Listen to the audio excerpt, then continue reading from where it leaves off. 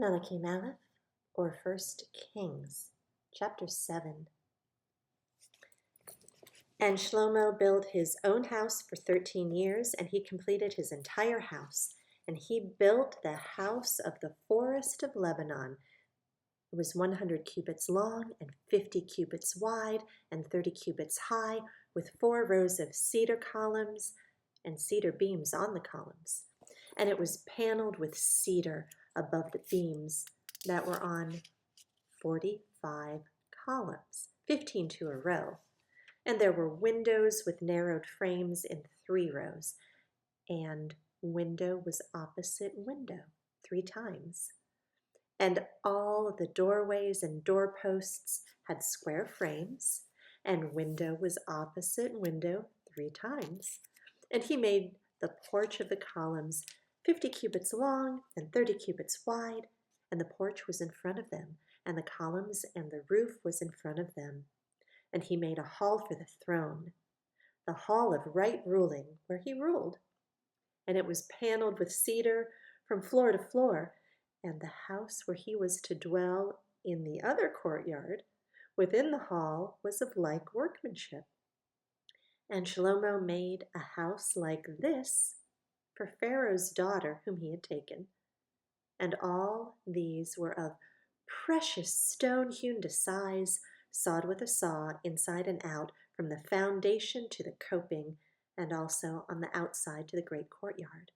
And the foundation was of precious stone, large stones, stones of 10 cubits and stones of 8 cubits, and above were precious stones hewn to size in cedar wood. So the great courtyard and all around had 3 rows of hewn stones and a row of cedar beams, as was the inner courtyard of the house of Yehovah and the porch of the house. And sovereign Shlomo sent and brought Hiram from Tzor. And he was the son of a widow from the tribe of Naphtali, and his father was a man of Tzor, a bronze worker. And he was filled with wisdom and understanding and skill in working with all kinds of bronze work. So he came to sovereign Shlomo and did all his work. And he cast 2 columns of bronze, each one 18 cubits high, and a line of 12 cubits measured the circumference of each. And he made 2 capitals of cast bronze to put on the tops of the columns. The height of one capital was 5 cubits, and the height of the other capital was 5 cubits. A lattice network with wreaths of chainwork for the capitals which were on the top of the columns. 7 chains for one capital and 7 for the other capital. And he made the columns and 2 rows of pomegranates above the network all around to cover the capitals that were on top. And so he did for the other capital. And the capitals that were on top of the columns in the hall were in the shape of lilies, 4 cubits. And there were capitals above also on the 2 columns by the bulge which was next to the network. And the pomegranates were 200 in rows on each of the capitals all around. And he set up the columns by the porch of the Hakal, and he set up the column on the right and called its name Yakin, and he set up the column on the left and called its name Boaz, and on top of the columns was lily work. Thus the work of the columns was completed, and he made the sea of cast metal, 10 cubits from one rim to the other, round all about, and 5 cubits high, and a line of 30 cubits measured around it. And below its rim were ornaments all around, 10 to a cubit, all the way around the sea. The ornaments were cast in 2 rows when it was cast.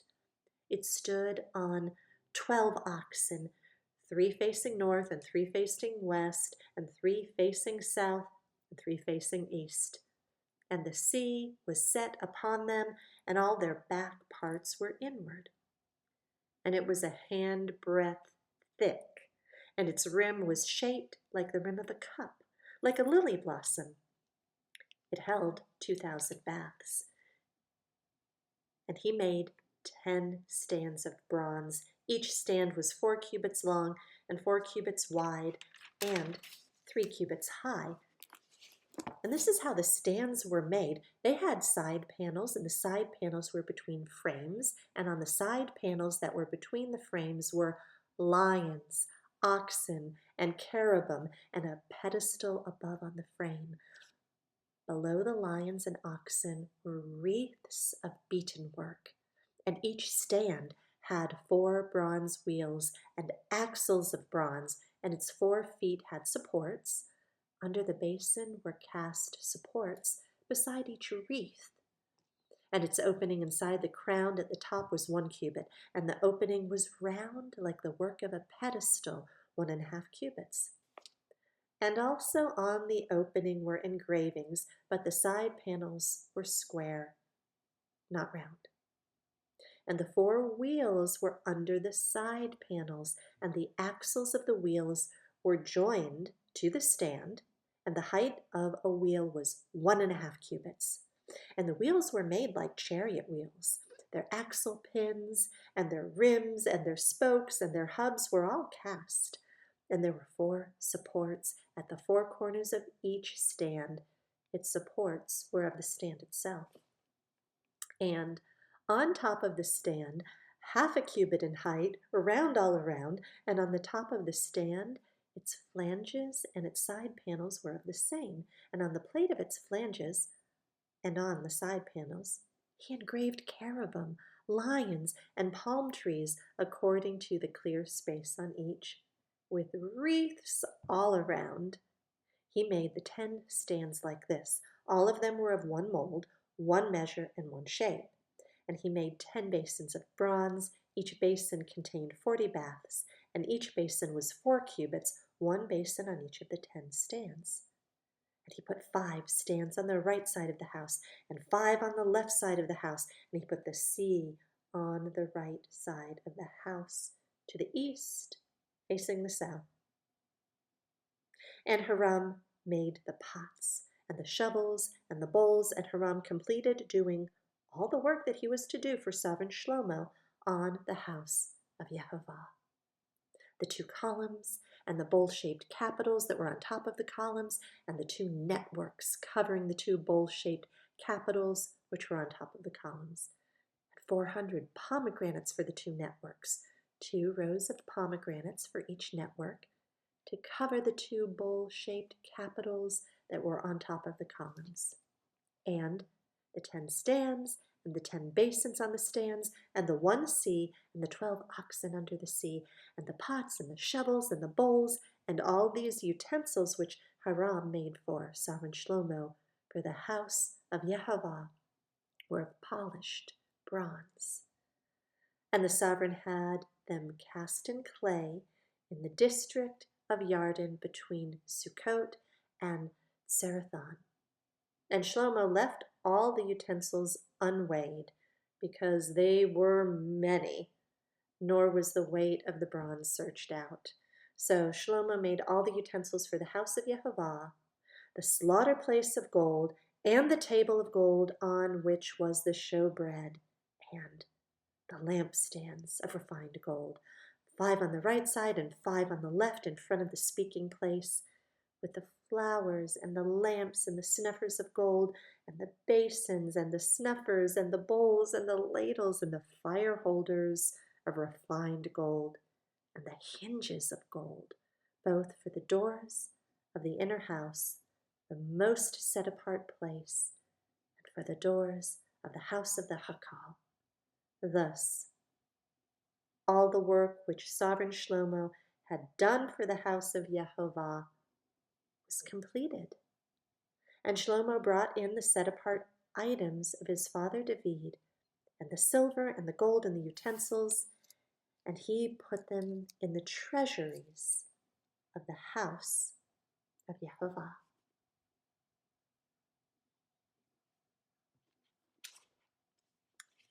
Second Chronicles, chapter 4.